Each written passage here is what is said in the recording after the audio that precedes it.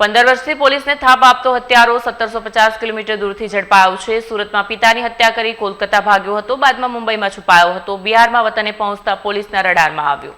સુરત શહેર ક્રાઇમ બ્રાન્ચે 15 વર્ષ જૂના ચકચારી મર્ડર કેસનો ભેદ ઉકેલી નાખ્યો છે। વર્ષ 2011માં નાંદેર વિસ્તારમાં પોતાના સગા પિતાની નિર્મમ હત્યા કરી અને માતા પર જીવલેણ હુમલો કરી ફરાર થયેલા આરોપી પુત્ર મોહમ્મદ ઇમરાન ઉર્ફે ગુડ્ડુને પોલીસે બિહારના મુઝફ્ફર જિલ્લાના એરાઈ રામપુર ગામમાંથી દબોચી લીધો છે।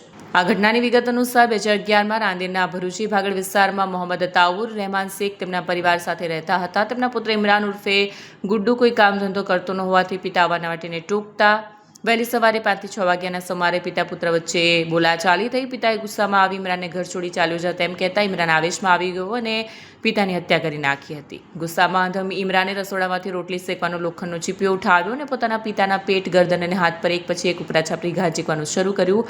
લોહી લુહાણ હાલતમાં ફસડાઈ પડ્યા પિતા અને પુત્રનું હૃદય પીગળ્યું નહોતું। પિતાને બચાવવા વચ્ચે પડેલી પોતાની જન્મદાત્રી માતા પર પણ તેમણે જીવલેણ હુમલો કર્યો હતો।